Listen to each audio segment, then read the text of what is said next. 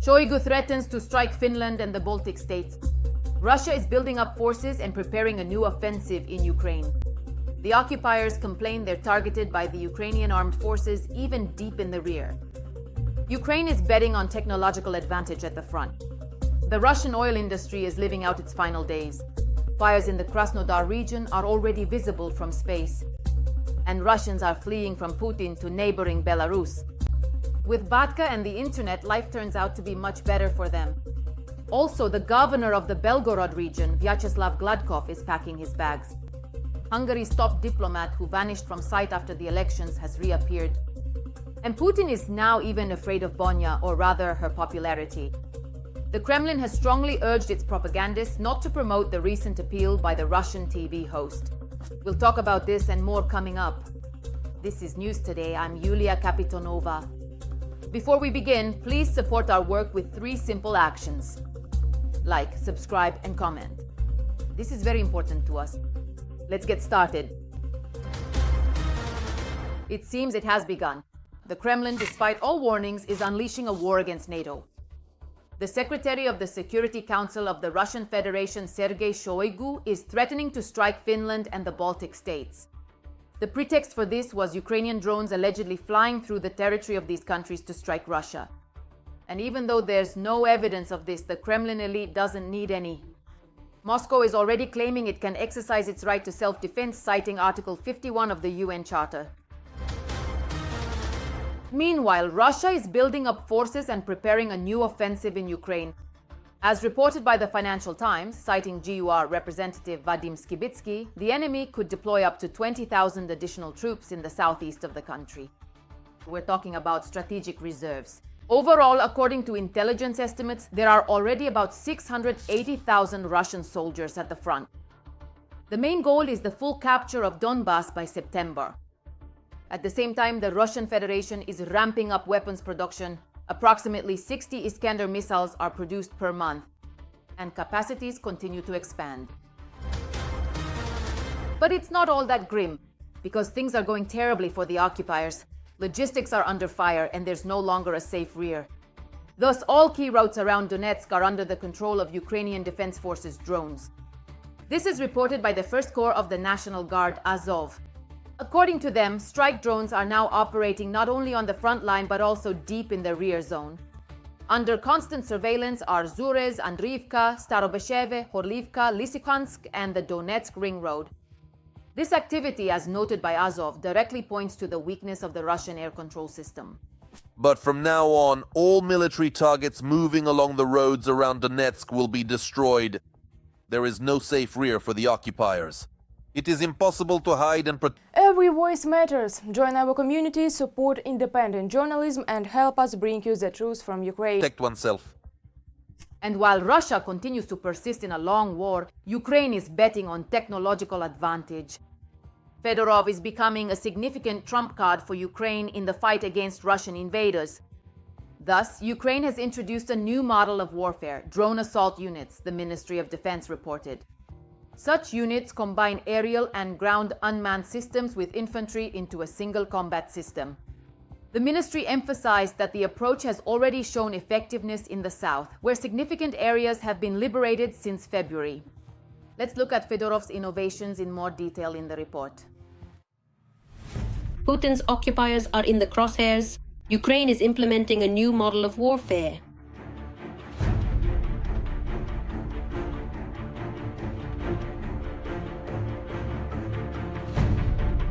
This refers to the creation of drone assault units. The new model combines aerial and ground drones with infantry into a single system, which allows for minimizing personnel losses and increasing strike accuracy.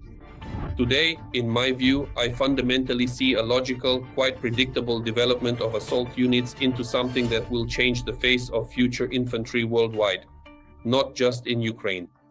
Well, at least until the end of this century, since the infantryman and the unmanned systems that accompany him, reconnaissance systems, surveillance, ground robotic complexes, as well as strike means, are an integral part of today's infantry. And this will be integrated specifically into assault units. It is planned that this experience will be scaled to all key directions of the front, finally establishing the dominance of unmanned systems in the strategy of modern warfare.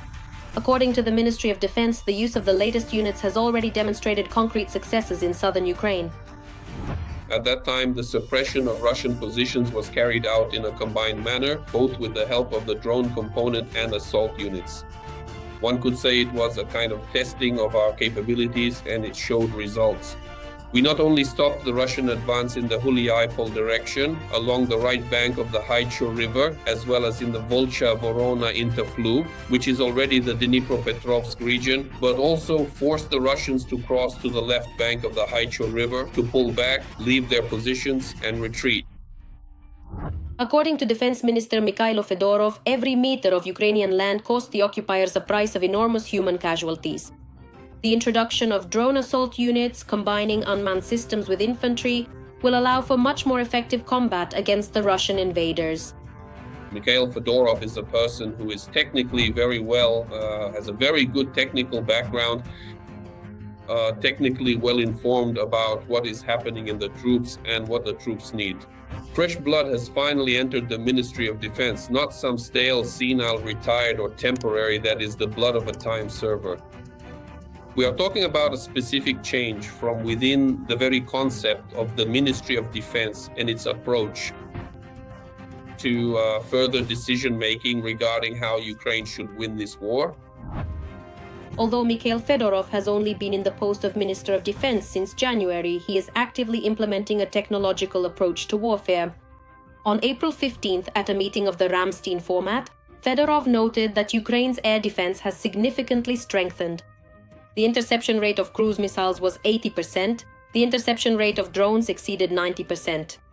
And this is despite a very difficult winter when the Russian Federation tried to destroy the Ukrainian energy sector. On the night of April 15th to 16th, we even witnessed firsthand how our air defense systems effectively managed and neutralized almost all of the targets. The small-range air defense units shot down the maximum possible number of enemy drones. Medium-range air defense, including our aviation, F-16 fighters and MiG-29, shot down Kh-101 missiles. And 19 missiles out of 20 were shot down, which is a practically absolute indicator of efficiency. But we still have problems with ballistics. The Ukraine Defense Contact Group during the Ramstein meeting agreed on support for the country's air defense and the supply of missiles for the systems Patriot. Also, Germany is investing $4 billion in strengthening air defense. Great Britain is providing the largest support package in the field of drones. This year, Estonia is joining the strengthening of air defense under the Pearl program. This is primarily a strengthening of the capabilities of the Ukrainian Defense Forces in conducting both counteroffensive operations and accordingly so-called active defense.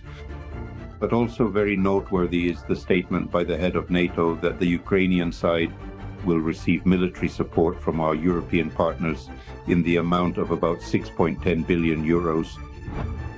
Protecting the Ukrainian sky has become not just a security issue, but a powerful impulse for the development of the military-industrial complex and communication with European partners. Not just at the level of supply us with Patriot system launches, supply us with surface-to-air missiles, PAC-3 type missiles for the Patriot air defense system. But let's also make sure to communicate thoroughly and openly about the process of creating our very own air defense system, an affordable, budget-friendly, yet still highly advanced, high-tech and fully functional one, specifically designed for intercepting ballistic missiles. According to Bloomberg, Ukraine has already become one of Europe's largest sites for combat testing of drones. New solutions are tested right on the battlefield, and successful designs are immediately put into mass production.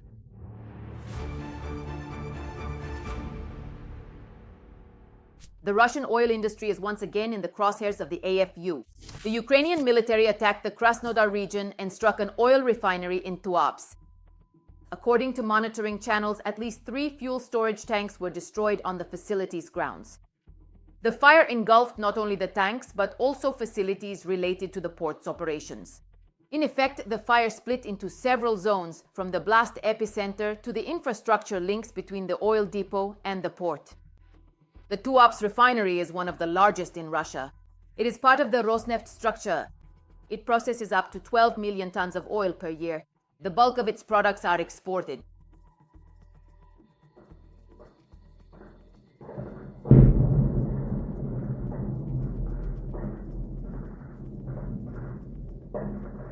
war has come to the Russians' doorstep.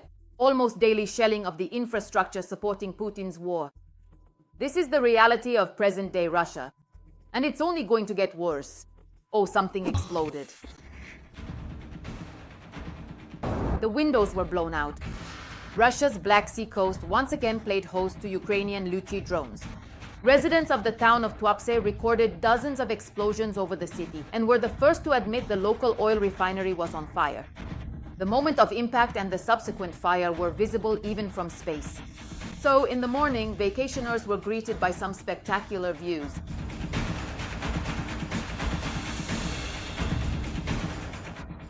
I didn't come out for this.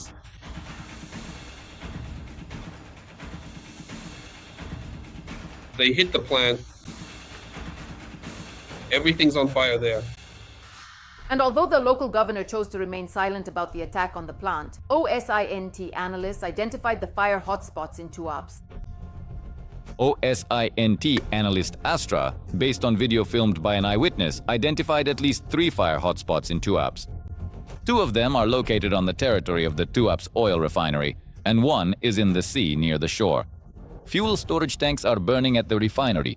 It is not possible to determine exactly what is burning in the sea from this video, noted OSINT analyst Astra. Fires in Tuapse. NASA's firm's thermal anomaly tracking service is also recording them. But the signatures on the map can be shifted and don't always reflect the exact location down to the meter. A state of emergency has been declared in the region. And since the fire only intensified during the day, people in Tuapse will be watching this apocalyptic scene and breathing oil fumes for more than one day.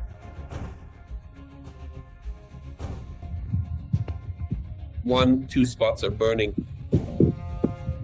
2 spots are burning. So it's better to hold off on vacationing in the Krasnodar region. Going for a health retreat in a region with Russia's largest oil refinery isn't the best idea. By the way, this plant is crucial for exports. About 12 million tons of oil are processed here annually. 90% of the products, oil distillates, fuel oil, diesel, and aviation kerosene, are sold abroad.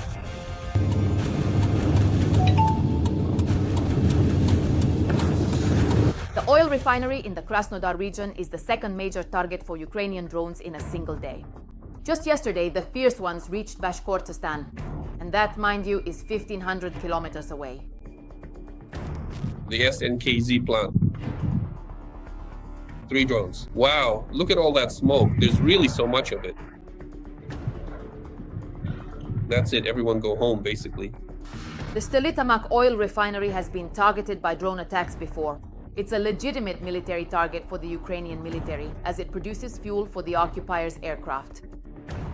It produces a wide range of various chemical products, including, if I understand correctly, aviation fuel. And importantly, this is the specific nature of this enterprise. It produces various additives, so it's shut down, another shutdown for, I don't know how long, several weeks probably. Well, overall, it's a reduction in the Russian army's combat potential. Well, if there's not enough lubricating oil on some particular front, then a tank brigade stops fighting and just waits there doing nothing until they finally get that oil delivered to them. Russian enterprises that enable the Russian army to continue its aggression have also self-liquidated. At least that's what the local authorities claim. A technogenic bang occurred at the Kazan gunpowder plant, where an entire production facility was destroyed. An explosion was also heard at the gunpowder plant in Samara.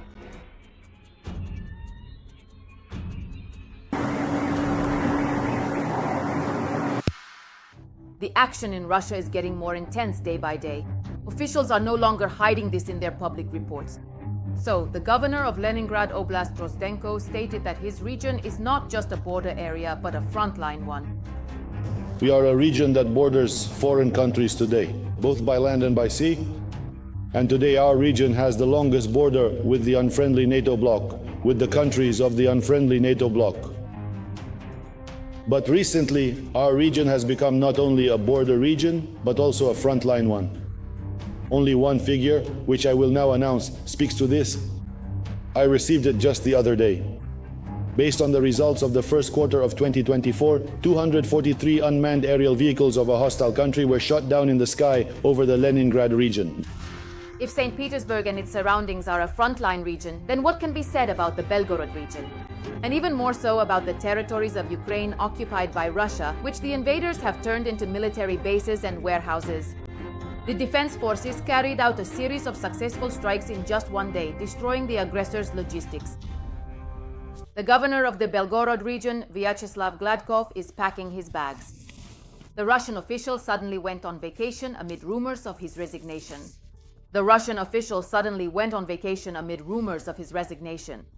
Gladkov said that he is tired and wants to rest for 2 weeks. For the first time in a long time. From now on, his deputy, Alexander Lorenz, will serve as the acting head of the region. The decision was made against the backdrop of media reports about Gladkov's possible resignation. According to sources, the Kremlin may be considering his replacement, and the governor himself has become less active in public communications in recent days. The missing person has been found. Hungary's top diplomat, who disappeared from view after the elections, has reappeared. Szijjártó was allegedly seen during a morning jog in Dunakeszi. Meanwhile, passions are flaring up in Budapest. The opponent of Orban's henchman, future Prime Minister Peter Magyar, claims that the minister has disappeared from view in recent days because he was busy destroying documents at the Ministry of Foreign Affairs. The Hungarian ministry has already called these accusations nonsense. However, one can expect anything from Lavrov's friend, including the concealment of state documents.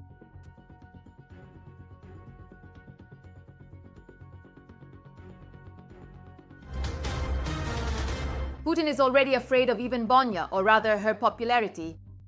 The Kremlin has strongly urged its propagandists not to promote the recent appeal of the Russian TV presenter. Thus, media loyal to the bunker dweller received a manual allowing them to write only about the reactions of officials to Victoria Anatolievna's cry from the heart. Meanwhile, Bonya herself in tears thanks the Kremlin for paying attention to her. I am not with you, I am with the people. I am with the people and I am among the people. I just don't know what will happen to me. I just want to say that it was just worth it. I don't know what will happen, what my fate will be, I don't know, but in our time, well, I'm not surprised by anything anymore, but I just wanted to say that it was worth it because I couldn't not use my voice. Except this supposedly turbo-patriotic Russian is recording her appeal in a t-shirt with a Turkish crescent, not the tricolor. And she's doing it from abroad, not Russia. But that's not surprising. Everyone who can is already packing their bags and fleeing toward the Russian border in a panic. They're ready to go anywhere to get away from Putin. So, Russians are fleeing to Belarus en masse due to internet blocks. The number of searches on Google and Yandex for housing, Belarusian residency permits, and local SIM cards is at a record high for at least the last 5 years, as noted by the online outlet Verstka. According to them, the peak of Russian interest in Belarus was in March. Russians cite reasonable prices and the ability to use popular apps without a VPN as perks of living under Batka.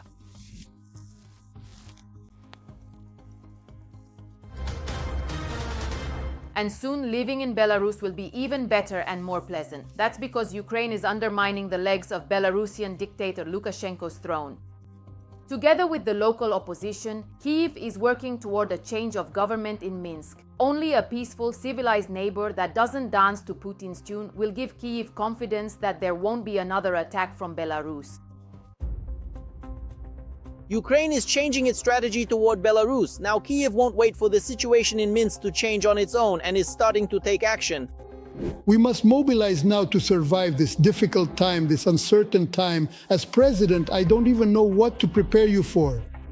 It's worth noting that Ukraine doesn't intend to directly interfere in its neighbors' politics. However, it will be much more active in showing its interest in Belarus no longer being Moscow's doormat. A clear sign of this was the meeting between Zelensky and Belarusian opposition leader Svetlana Tsikhanouskaya, as well as the appointment of a representative for Belarus in Ukraine. We have a huge number of topics with Ukraine. This includes the information war against Russian propaganda, aid for Belarusian volunteers currently defending Ukraine, and countering Lukashenko's provocations. We have a vast amount of information from inside Belarus about the Russian military presence, Oreshnik missiles, and nuclear weapons, and we will share this information, whether it's intelligence or classified. Furthermore, Europe also intends to be more active on the Belarusian issue. Experts explain this is primarily because Lukashenko's actions and rhetoric pose real threats to the European Union. There can be no peacetime, Pavel. We are preparing for war.